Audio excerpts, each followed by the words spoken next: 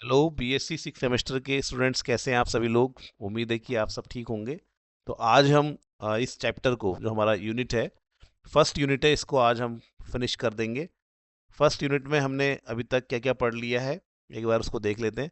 तो इस first unit में हमने ये सारी चीज़ें पढ़ ली हैं। लैंगवर्क तक का मॉडल हम डिस्कस कर चुके हैं।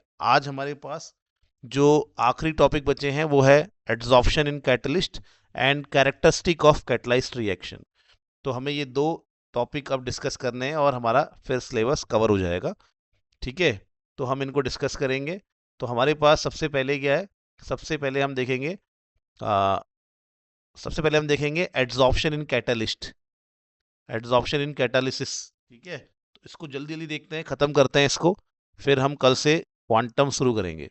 ठीक है, तो इसको देखेंगे। ये हमारे पास है एड्सॉर्प्शन इन कैटालिसिस, इसको देखते हैं। कैटालिसिस क्या है, पहले इसको समझ लेते हैं। कैटालिसिस मतलब क्या है कि भाई कैटलिस्ट कैसे काम कर रहा है, इसी को कैटालिसिस कहते हैं।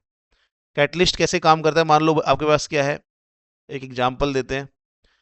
ये बता रहा है कि कैटलिस्ट काम कैसे करता है, और कैटलिस्ट जब काम करता है तो उस उस कैटलिस्ट के काम करने के काम करने का तरीका जो है उसका, उसमें एड्सॉर्प्शन का क्या महत्व है।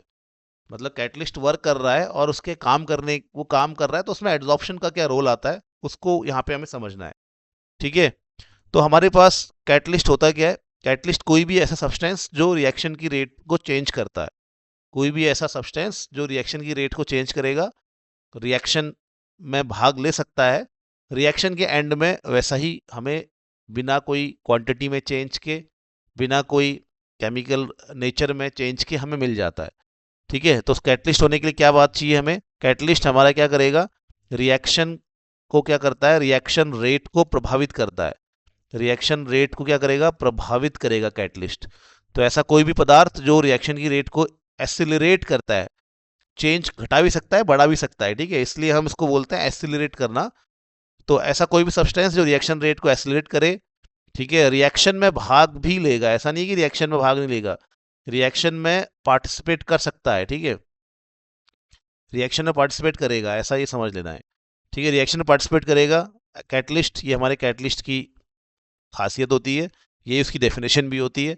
और end of the reaction, end of the reaction, जब रिएक्शन खत्म हो रही होगी या हो जाएगी, तो उस वक्त कैटलिस्ट हमें वैसा ही मिल जाएगा, वैसा ही क्या मिलेगा, वैसा ही मिल जाएगा, वैसा ही मिल जाएगा, वैसा ही मिल जाएगा। क्या मतलब होता है, वैसा ही मिल जाएगा मतलब ना तो उसकी, ना तो ना तो उसकी क्या होगी, उसकी उसकी क्वांटिटी में चेंज, उसका जो मास होगा वो चेंज नहीं होगा, ना तो उसकी क्वांटिटी में चेंज होगा, ना उसकी क्वांटिटी में चेंज होगा। ठीक है, मतलब आपने 5 ग्राम लिया था तो 5 ग्राम ही मिलेगा आपको।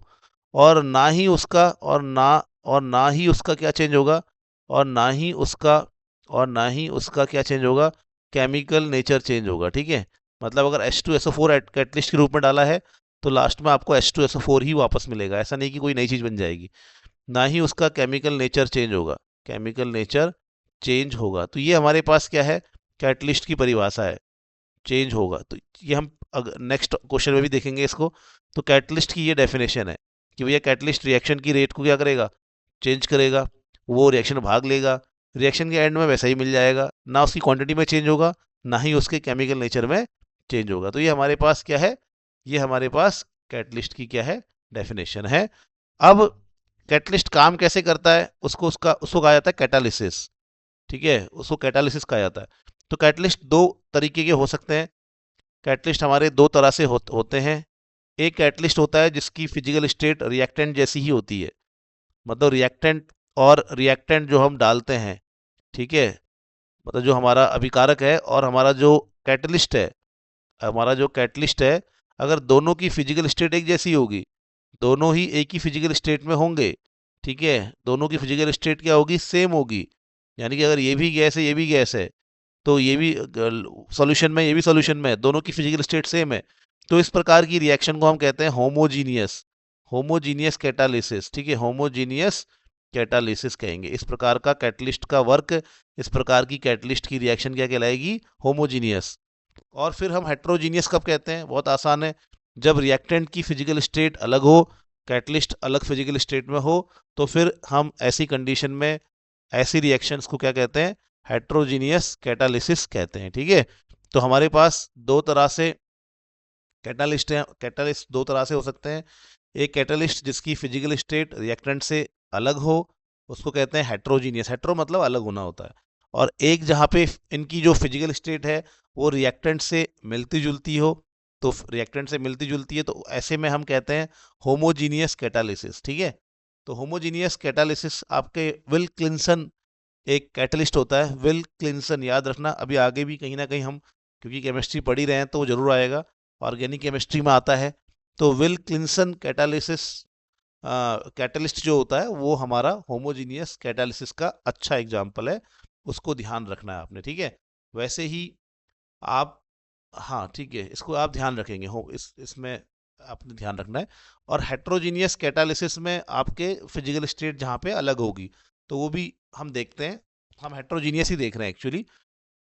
तो होमोजीनियस थोड़ा अलग तरीके से काम करता है। हेट्रोजीनियस कैटालिसिस काम करता है एड्सॉर्प्शन पे। ठीक है, होमोजीनियस कैटालिसिस रिएक्शन करवाता है, उसका नेचर थोड़ा अलग होता है। ठीक है, लेकिन जो हेट्रोजीनियस कैटालिसिस होता है वो एड्सॉर्प्शन पे काम करता है। पूरा उसका काम क्या होता है, एड्सॉर्प्शन पे होता है। बहुत ही आसान तरीके से मैं समझा देता हूँ। ठीक है, वो यहाँ पे लिखा हुआ भी है, मैं रीड भी कर दूंगा अभी। तो हम एग्जाम्पल लेते हैं भैया, हेट्रोजीनियस कैटालिसिस का कोई एग्जाम्पल लेते हैं। हेट्रोजीनियस कैटालिसिस का एग्जाम्पल हमें लेना है। तो हेट्रोजीनियस कैटालिसिस का बहुत ही सिंपल सा एग्जाम्पल है। आप ले लो यार, आप ले लो एल्कीन। आपने क्या लिया, एल्कीन। इस एल्कीन की रिएक्शन की आपने हाइड्रोजन के साथ, और हाइड्रोजन इस एल्कीन में चिपक गया, ऐड हो गया, उसने उसके पाई बॉन्ड तोड़ दिए, हाइड्रोजन यहाँ ऐड हो गया, तो क्या बन गया, एल्केन बन गया। अब यहाँ पे एल्कीन होता है गैस स्टेट में, ठीक है, हाइड्रोजन होता है वो भी गैस स्टेट में होता है। अब मैं यहाँ पे जो कैटलिस्ट लूंगा इस रिएक्शन को कराने के लिए, जो कैटलिस्ट लूंगा, मान लो मैं निकल ले रहा हूँ, या मैं पैलेडियम ले रहा हूँ, या प्लेटिनम ले रहा हूँ। तो यहाँ पे हम ये तीन कैटलिस्ट ले सकते हैं, निकल है, प्लेटिनम है और पैलेडियम है। ये सभी के सभी कैटलिस्ट सॉलिड स्टेट में होते हैं। ठीक है, तो देखो यार, रिएक्टेंट गैस स्टेट में है और हमारा जो कैटलिस्ट है वो कौन सी स्टेट में है, सॉलिड स्टेट में है। ठीक है, तो इसको कहते हैं हम हेट्रोजीनियस कैटालिसिस। इसको क्या कहते हैं, हेट्रोजीनियस कैटालिसिस कहते हैं। तो ये रिएक्शन हमारी हेट्रोजीनियस कैटालिसिस हो गई। अब ये रिएक्शन होती कैसे है, तो ये रिएक्शन हो कैसे रही है, यहाँ पे निकल काम कैसे कर रहा है। तो यहाँ पे जो निकल होता है वो एड्सॉर्प्शन की मदद से इस रिएक्शन को संभव करा पाता है। ठीक है, निकल क्या करता है, निकल इनको एड्सॉर्प्शन की हेल्प से क्या करता है, इनको रिएक्शन करवा पाता है, ये रिएक्शन संभव करा पाता है। ये हमें बहुत अच्छे समझना है। तो बहुत ही आसान है। तो इसके यहाँ पे स्टेप्स लिखे हुए हैं। तो स्टेप वन में क्या होगा, सिंपल सा है, कुछ नहीं। आपके जो रिएक्टेंट है, मान लेते हैं एल्कीन है, ठीक है, बहुत सिंपल समझा रहा हूँ। ये हमारा निकल है, ठीक है, ये निकल है, निकल की सरफेस में ये उसकी एड्सॉर्प्शन जहाँ पे करेगा वाले पॉइंट है, इसको कहते हैं एक्टिव साइट्स कहते हैं, जहाँ पे वो चिपकाएगा, उसकी सरफेस में जहाँ पे चिपकना है उसको हम उसकी एक्टिव साइट्स कहते हैं। ठीक है, तो सबसे पहले यहाँ एल्कीन एड्सॉर्ब होगा और यहाँ पे हमारा हाइड्रोजन भी एड्सॉर्ब होगा। तो सबसे पहला स्टेप क्या बताया उसने, adsorption of reactant on the catalyst. तो ये एड्सॉर्ब होंगे, ठीक है, ये क्या होंगे, एड्सॉर्ब होंगे। मैं यहाँ पे सिंपल एक काम करता हूँ, ये और सिंपल लिखता हूँ मैं इसको। हम यहाँ पे, ये तो मैंने एग्जांपल दे दिया ना, तो मैं रिएक्शन लिखता हूँ जहाँ ए और बी आपस में रिएक्शन करके क्या बना रहे हैं, प्रोडक्ट बना रहे हैं पी, और यहाँ पे कोई कैटलिस्ट है सी। ये एक इमेजिनरी रिएक्शन है, इसके हिसाब से हम समझते हैं तो हमें और आसानी होगी आंसर लिखने में। ठीक है, तो आंसर राइटिंग करने में हमें आसानी होगी। तो सबसे पहले हमारे पास सबसे पहला स्टेप क्या है, जो रिएक्टेंट है वो कैटलिस्ट की सरफेस में क्या होंगे, एड्सॉर्ब हो जाएंगे, फर्स्ट स्टेप। तो रिएक्टेंट जो है ए और बी आएंगे, ये आ रहे हैं ए और बी, ये कैटलिस्ट की सरफेस में क्या हो रहे हैं, एड्सॉर्ब हो रहे हैं। तो ये फर्स्ट स्टेप हो गया। ये हमारा प्यारा कैटलिस्ट है, ये इसकी सरफेस है, इसकी सरफेस में यहाँ पे ये चिपक सकते हैं, एड्सॉर्ब हो सकते हैं।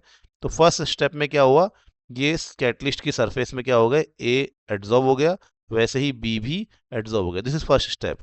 फिर सेकेंड स्टेप क्या होगा, सेकेंड स्टेप है formation of activated complex, formation of activated complex. तो ये फर्स्ट स्टेप हो गया। अब सेकेंड स्टेप में क्या होगा, सेकेंड स्टेप में बहुत ही आसान है यार। सेकेंड स्टेप में क्या होगा, सेकेंड स्टेप में अब ये अपने बॉन्ड तोड़ेंगे और आपस में नए बॉन्ड बनाएंगे। ठीक है, ये जो ए है और ये जो बी है, ये अपने पुराने बॉन्ड तोड़ेंगे और आपस में नए बॉन्ड बनाएंगे। ठीक है, तो ये ऐसे करके ये यहाँ इसने बॉन्ड तोड़ दिया, पुराने बॉन्ड तोड़ दिए और नए बॉन्ड का फॉर्मेशन शुरू कर दिया। तो एक ऐसी कंडीशन बन जाती है, एक ऐसी कंडीशन बन जाती है जब क्या होता है, यहाँ पे इन्होंने अपने नए बॉन्ड, पुराने बॉन्ड तोड़े, आपस में नए बॉन्ड बनाए। तो ये एक ऐसी कंडीशन बन गई जहाँ पे पुराने बॉन्ड पार्शली हैं और नए बॉन्ड पार्शली बन रहे हैं, और पुराने बॉन्ड भी पार्शली बचे हुए हैं, मतलब कि ना तो वो पूरी तरीके से टूटे हैं और ना ही नए बॉन्ड पूरे तरीके से बने हैं। इस कंडीशन को कहते हैं एक्टिवेटेड कॉम्प्लेक्स। तो यहाँ पे क्या बन गया, एक्टिवेटेड कॉम्प्लेक्स बन गया भैया। क्या बन गया, एक्टिवेटेड कॉम्प्लेक्स बन गया। तो ये हमारे पास हो गया। ठीक है, तो यहाँ पे एक्टिवेट कॉम्प्लेक्स बन गया। अब थर्ड स्टेप में क्या होगा, थर्ड स्टेप में ये रिएक्शन कर लेंगे। थर्ड स्टेप में हमारा क्या होगा, बहुत सिंपल, इससे ज़्यादा आसान कुछ भी नहीं है। तो थर्ड स्टेप में क्या लिखेंगे आप कि भैया इन्होंने, अब थर्ड स्टेप में, अच्छा पहले तो बनाना पड़ेगा हमें, ये हमारा एक्टिवेटेड कॉम्प्लेक्स है। अब थर्ड स्टेप हो रहा है, ठीक है, सेकेंड स्टेप था, थर्ड स्टेप में अब ये पुराने बॉन्ड पूरे तरीके से खत्म हो जाएंगे और नए बॉन्ड बन गए, यानी कि प्रोडक्ट का फॉर्मेशन हो गया थर्ड स्टेप में। और स्टेप फोर में क्या होगा, ये बाहर निकल जाएगा, यानी कि डिसॉर्प्शन हो जाएगा, जो बन गया वो बाहर निकल जाएगा। तो स्टेप फोर में डिसॉर्प्शन होता है, ये बाहर निकल जाते हैं। ठीक है, डिसॉर्प्शन हो गया, इसने सरफेस को छोड़ दिया, ये आउट हो गया, ऐसे करके बाहर चला गया। ठीक है, तो ये बस यही लिखना है आपने कि भैया आपने क्या लिखना है, देखो आपने लिखना है कि adsorptions play a crucial role in the heterogeneous catalysis, यानी कि जो हेट्रोजीनियस कैटालिसिस होता है वहाँ पे हमारा एड्सॉर्प्शन बहुत ही महत्वपूर्ण होता है, और वहाँ पे कैटलिस्ट एड्सॉर्प्शन की हेल्प से ही काम करता है। ठीक है, ओके। उसके बाद आपने क्या लिखना है कि भैया इन रिएक्शंस में क्या होता है, केमिक रिएक्टेंट मॉलिक्यूल्स पहले एड्सॉर्ब होते हैं सरफेस में। ठीक है, जैसे मैंने बताया आपको, सरफेस में एड्सॉर्ब होंगे कैटलिस्ट के, और फिर वो केमिकल रिएक्शन करेंगे। The catalyst provide the active surface, मतलब कैटलिस्ट क्या करेगा, ये अपने एड्सॉर्प्शन के लिए क्या देगा, इन पे इनको जगह देगा। ठीक है, अच्छा, तो जब कैटलिस्ट इनको चिपकाएगा तो हीट बाहर निकलेगी। ठीक है, एनर्जी बाहर निकलेगी, और उसी एनर्जी से ये जो आपके मॉलिक्यूल्स होते हैं, जब कैटली चिपकते हैं सरफेस में तो एनर्जी बाहर निकलती है।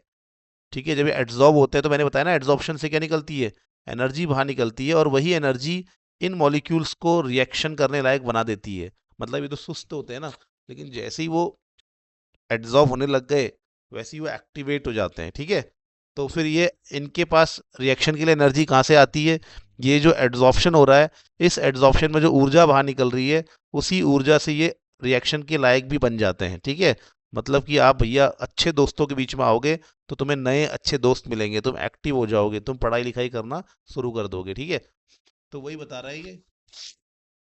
तो ये कह रहा है कि the catalyst provide active surface where the reactant molecule accumulate, increase their effective concentration, this adsorption weakens the bond in the reactant molecule, make them more reactive. तो जैसे ही वो एड्सॉर्ब हुआ, एड्सॉर्ब होने के बाद जो हीट निकलेगी, उस हीट से वो एक्टिव हो जाएंगे, एक्टिव रहेंगे मतलब उनके अपने खुद के बॉन्ड कमजोर होंगे, फिर वो नए बॉन्ड बनाना शुरू कर देंगे। ठीक है, और फिर वो नए बॉन्ड बनाना शुरू कर देंगे, अपने भी खुद के बॉन्ड कमजोर होंगे, टूटेंगे ना भाई, अगर मॉलिक्यूल होगा तो ब्रेक होगा, पाई बॉन्ड टूटेगा, वहाँ एच एच के बीच में बॉन्ड टूटेगा, फिर वो एच यहाँ बॉन्ड बनाएगा, आएगा बॉन्ड बनाएगा। तो इस तरह से काम यहाँ पे चलता है। तो आपने ये सब लिखना है। फिर ये भाई एड्सॉर्प्शन हुआ, फिर एक्टिवेटेड कॉम्प्लेक्स बना, फिर केमिकल रिएक्शन हुई, फिर यहाँ पे वो बाहर निकल गया। तो ये आपका जो है एड्सॉर्प्शन इन कैटालिसिस जो टॉपिक था, वो टॉपिक में आप इस प्रकार से बच्चों आंसर राइटिंग करेंगे, तो इस प्रकार से आंसर लिखेंगे। देखो ना, एड्सॉर्प्शन इन कैटलिस्ट वाला है ना, तो इसका आंसर आप इस प्रकार से आपने क्या करना है, देना है। ठीक है, ओके। और ये मैंने यहाँ पे आंसर लिख के भी दे दिया है, ये आप लिखना है एग्जाम में, और ये पूरा का पूरा इसका डायग्राम आपने बनाना है। ठीक है, तो ये इस प्रकार से करेंगे। अच्छा, ओके, तो अब आपने ये लिखना है। अच्छा, यहाँ पे लिखा है कि adsorptions help in lower the activation energy and increases the reaction rate. Adsorption क्या करता है, उसको एक्टिवेशन एनर्जी प्रोवाइड करता है। यहाँ पे एक्टिवेशन एनर्जी उसको मिलती है। ठीक है, उसको उसको मतलब क्या होता है कि कैटलिस्ट क्या करता है, एक नया रास्ता दे रहा है रिएक्शन के लिए। अगर ए और बी डायरेक्ट रिएक्शन करते तो वो डायरेक्ट रिएक्शन नहीं कर पाते, उसके लिए बहुत एनर्जी लगती है। तो इसलिए वो कहाँ आ रहे हैं, पहले तो ए और बी कहाँ आ रहे हैं, कैटलिस्ट के सरफेस में आ रहे हैं। तो एक नया रास्ता मिल रहा है, और इस नए रास्ते में इनके आपस में रिएक्शन करने के लिए अगर अगर ये ए और बी हवा में है तो ये आपस में रिएक्शन नहीं कर पाएंगे, बहुत एनर्जी लगेगी तब करेंगे।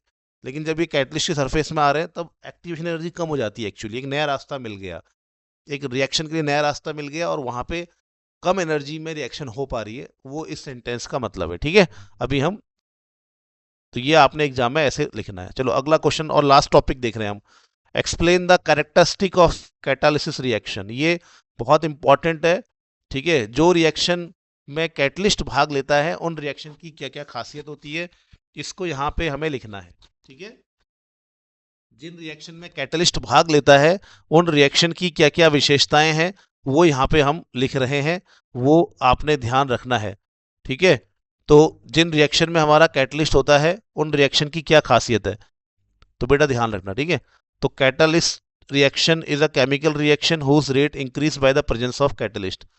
कैटलाइज्ड रिएक्शंस वो होती हैं जहाँ पे कौन रहता है, कैटलिस्ट रहता है। और कैटलिस्ट क्या करता है, मुख्यतः कैटलिस्ट का काम क्या होता है, रिएक्शन की रेट को बढ़ाना। और जब कैटलिस्ट किसी रिएक्शन में भाग लेता है तो क्या क्या विशेष बातें हो जाती हैं वो देखेंगे।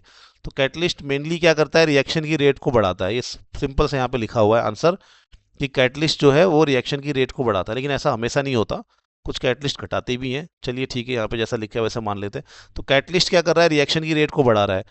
रिएक्शन की रेट को कैसे बढ़ाता है कैटलिस्ट, कैटलिस्ट क्या करता है, कैटलिस्ट एक अलग रास्ता देता है रिएक्शन होने के लिए। मैंने बताया आपको भाई, ए और बी डायरेक्टली रिएक्शन कर रहे हैं तो बहुत ऊर्जा लगेगी, बहुत ऊर्जा लगेगी। ठीक है,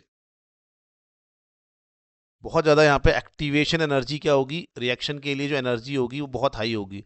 लेकिन अगर यहाँ पे कैटलिस्ट आ गया तो कैटलिस्ट इनको डायरेक्ट रिएक्शन करने नहीं देता, वो पहले अपने पास लाता है उनको, फिर उनको रिएक्शन करवाता है। इस पूरी प्रक्रिया में कम एनर्जी लगती है, इस पूरी प्रक्रिया में कम ऊर्जा लगेगी, ऐसा चलता है यहाँ पे। इस पूरी प्रक्रिया में एनर्जी कम लगेगी।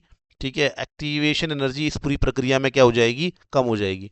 मतलब कि आप खुद से पढ़ोगे तो बहुत टेंशन होगा आपको, लेकिन जब आप टीचर के पास आओगे तो वो तुम्हें एक नई तरीके से पढ़ाने की कोशिश करेगा और आप जल्दी समझ जाओगे। तो वैसा ही है कि कैटलिस्ट क्या करता है, रिएक्टेंट को अपने पास लाता है, एक नया पाथ देता है, एक नया रास्ता देता है। ठीक है, एक नया तरीका बताता है रिएक्शन का, जिसमें क्या लगती है, कम एनर्जी लगती है और बढ़िया तरीके से ये क्या करते हैं, रिएक्शन करते हैं। ठीक है, ओके। और ये तो हो गया हमारा सब, ये वही मतलब है। अब कैटलिस्ट के बारे में और क्या बताया मैंने, catalyst remain unchanged during the reaction. ये कैटलिस्ट की सबसे खास बात होती है कि जब कैटलिस्ट किसी अभिक्रिया में भाग लेता है तो कैटलिस्ट में कोई चेंज नहीं आता। कैटलिस्ट अगर आप H2SO4 डाल रहे हो तो वो एंड में H2SO4 ही मिलेगा। और दूसरा, वो 10 ग्राम डाल रहे हो तो 10 ग्राम ही मिलेगा, 1 ग्राम डाल रहे हो तो 1 ग्राम ही कैटलिस्ट में आपको मिलेगा। ठीक है, तो यहाँ पे वही बता रहा है कि कैटलिस्ट में क्या है, कोई भी, इसको हम दूसरे पेन से कर लेते हैं, चलो इसको हम करते हैं इससे। तो कैटलिस्ट में कोई भी क्या है, चेंज, केमिकल चेंज नहीं आता है। ठीक है, और कैटलिस्ट जो है उसमें कोई चेंज नहीं आता, वो लास्ट में हमें वैसे ही मिल जाता है। इसमें टेम्पररी चेंजेस आएंगे बीच में। ठीक है, मैंने कहा ना वो भाग भी लेता है, तो रिएक्शन के बीच में भाग लेगा, लेकिन वो एंड में हमें वैसा ही मिल जाएगा। ठीक है, तो ये भी आपने क्या करना है, ध्यान देना है। अब कैटलिस्ट का काम असल में होता क्या है, कैटलिस्ट करता क्या है, कैटलिस्ट क्या करता है असल में, कैटलिस्ट एक्टिवेशन एनर्जी को घटाता है। मैंने बताया कि कैटलिस्ट क्या करेगा भैया, एक दूसरा रास्ता देगा। ठीक है, एक दूसरा रास्ता देगा और उस दूसरे रास्ते में असल में वो क्या करता है, दूसरे रास्ते में वो, जैसे मैंने बताया आपको कि ये ए और बी जो है, अगर यहाँ हवा में रिएक्शन करेंगे तो यार ये कभी कर पाएंगे रिएक्शन, टक्कर रिएक्शन के लिए टक्कर होना बहुत जरूरी होती है। ठीक है, रिएक्शन के लिए इनके बीच में क्या होना जरूरी है, टक्कर होना जरूरी है भाई। ये तुम हो और तुम्हारा दोस्त है, तुम है और एक लड़का है, वो तुम्हारा दोस्त मतलब कभी बन ही नहीं सकता, क्योंकि तुम अलग घर में रहते हो, कहीं बहुत दूर रहता है। लेकिन अगर तुम स्कूल आ जाओ, ठीक है, स्कूल या कॉलेज आ जाओ, तो यहाँ पे तुम मिलोगे ना उनसे। ठीक है, यहाँ पे नज़दीक आ जाओगे, ए बी के नज़दीक आ जाएगा, तो इनके बीच में दोस्ती के चांसेस क्या हैं, बढ़ जाते हैं। तो कैटलिस्ट वही कर रहा है। तो कैटलिस्ट क्या कर रहा है, एक तो उनको एनर्जी बैरियर कम कर रहा है, मतलब तुम यहाँ घर में हो, तुम यहाँ पे अपने घर में हो, तो ये दोस्ती नहीं कर पा रहे ना, ये क्या है, एनर्जी बैरियर है एक तरह का। माँ बाप बोलेंगे क्यों जा रहा है भाई तो उसके साथ। ठीक है, लेकिन जब तुम कहाँ आओगे, कॉलेज में आओगे, तो तुम कैटलिस्ट की कॉलेज क्या हो गया, एक तरह से कैटलिस्ट हो गया। तो ये तुम्हें नज़दीक ला रहा है, तुम्हारे एनर्जी बैरियर को ख़त्म कर रहा है, और दूसरा तुम्हें नज़दीक ला के तुम्हारा क्या है, कोलिजन्स को बढ़ा रहा है तुम्हारे। ठीक है, तुम्हारे मिलने के चांसेस को बढ़ा रहा है। ठीक है, एक तो ये घर से निकाल रहा है तुमको बाहर, दूसरा तुम्हारे मिलने के चांसेस बढ़ा रहा है। तो इस तरह से वो रिएक्शन क्या है, ज़्यादा तेज़ी से होती है। मैं अभी ऐसा समझा रहा हूँ, लेकिन कभी केवल कैटलिस्ट ही पढ़ाएंगे आपको तो वहाँ पे डिटेल में ये कहानी बताएंगे। यहाँ पर तो केवल उसकी कैरेक्टरिस्टिक्स बताई जा रही हैं, ठीक है। तो ये बात समझ लेना आप कि कैटलिस्ट क्या करता है, इस तरह से काम करता है हमारा। अब हमारे पास आता है next, catalyst does not change the equilibrium position. ये भी बहुत इंपॉर्टेंट है, ठीक है। इसका क्या मतलब, मान लो भैया ये हमारे पास ए और बी आपस में रिएक्शन कर रहे हैं, ठीक है।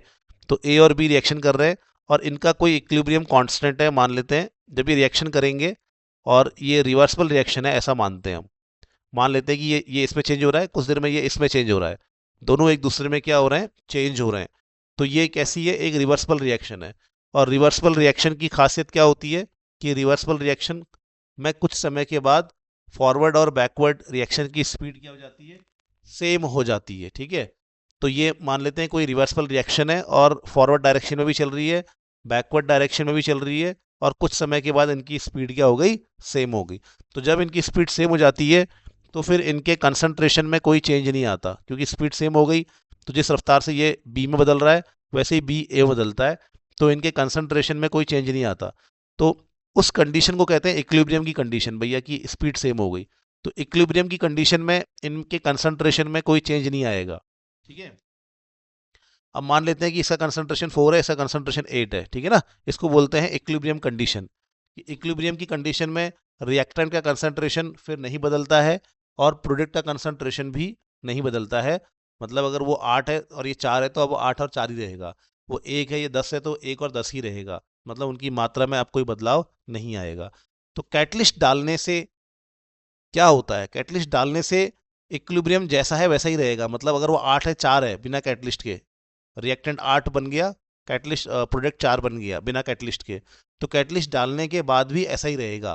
कैटलिस्ट डालने के बाद भी कंसंट्रेशन में कोई चेंज नहीं आएगा, इक्विलिब्रियम की कंडीशन में कोई चेंज नहीं आता, ठीक है। इक्विलिब्रियम की कंडीशन में कोई चेंज नहीं आता। मतलब ये 4 है, ये 4 है तो ये 4 ही रहेगा, ये 8 है तो 8 ही रहेगा। और इनका रेशियो, इनका जो रेशियो होता है उसको हम इक्विलिब्रियम कांस्टेंट कहते हैं, वो भी चेंज नहीं होगा, ठीक है। तो कैटलिस्ट डालने से बेटा क्या होता है, इक्विलिब्रियम की कंडीशन चेंज नहीं होती। हाँ, तो फिर कैटलिस्ट डालने का फायदा क्या होगा, कैटलिस्ट डालने से ये इक्विलिब्रियम जल्दी आ जाएगा। मतलब ये जो इक्विलिब्रियम था, ये दोनों रेट बराबर हो रही थी ना, ये दोनों रेट बराबर हो रही थी 2 घंटे में। अब कैटलिस्ट डालने से ये 2 सेकंड में आ जाएगी या 20 सेकंड में आ जाएगी। तो यार ये कैटलिस्ट क्या करता है, इक्विलिब्रियम की कंडीशन को छेड़ता नहीं है, लेकिन इक्विलिब्रियम को जल्दी लाने में सहायक होता है, ठीक है। तो यहाँ पे वही लिखा है कि कैटलिस्ट क्या कर रहा है, कैटलिस्ट क्या कर रहा है, catalyst speed up the forward and backward reaction. Catalyst आगे की और पीछे की रिएक्शन दोनों को बढ़ा देता है, एक साथ बढ़ाता है। ऐसा नहीं कि आगे की बढ़ा रहा है पीछे की नहीं बढ़ा रहा। कैटलिस्ट डालोगे तो जिस रफ्तार से आगे चल रही है रिएक्शन, उतनी ही तेजी से फिर वो पीछे को चलती है और इक्विलिब्रियम जल्दी आ जाता है, ठीक है। इक्विलिब्रियम जल्दी आता है, इक्विलिब्रियम जल्दी आता है। और इक्विलिब्रियम जब आ जाएगा तो बिना कैटलिस्ट के जो हुआ था, मतलब बिना कैटलिस्ट के इक्विलिब्रियम में अगर रिएक्टेंट 8 था और प्रोडक्ट 4 था, तो कैटलिस्ट के साथ भी वही रहेगा, बस वो जल्दी आ जाएगा, ऐसा वो कह रहा है, ठीक है। It only effect the rate, ये बात को ध्यान रखना, ठीक है।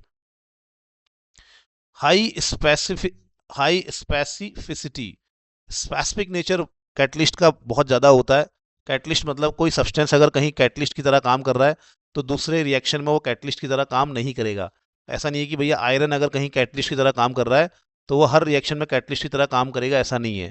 तो कैटलिस्ट जो होते हैं कुछ रिएक्शंस में खास होते हैं, मतलब कुछ सब्सटेंस, क्या मतलब है इसका कि कोई पदार्थ कुछ अभिक्रिया में कैटलिस्ट है तो वो हर अभिक्रिया में कैटलिस्ट नहीं हो सकता, इसी को कहते हैं हाई स्पेसिफिक नेचर।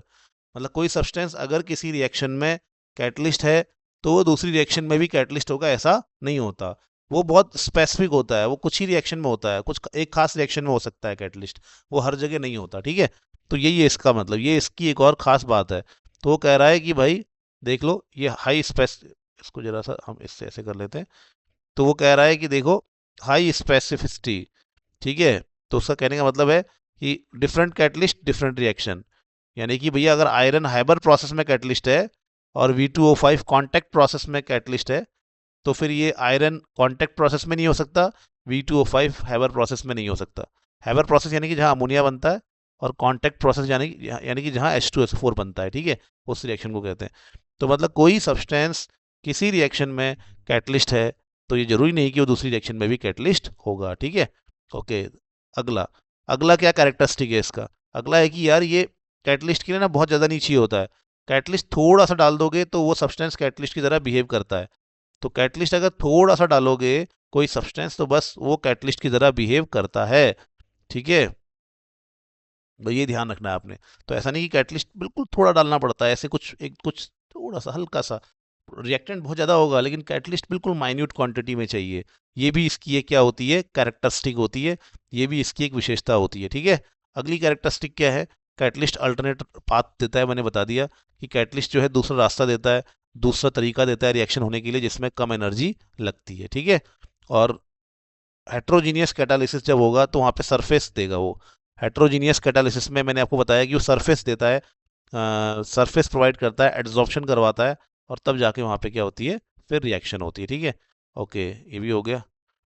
कैटलिस्ट में बी पॉइजन, मैंने कहा कि आपको बताया था मैंने कि कैटलिस्ट जरूरी नहीं है कि रिएक्शन की रेट को बढ़ाएंगे ही, ऐसा जरूरी नहीं होता। कैटलिस्ट कभी कभी रिएक्शन की रेट को क्या करते हैं, घटाते भी हैं।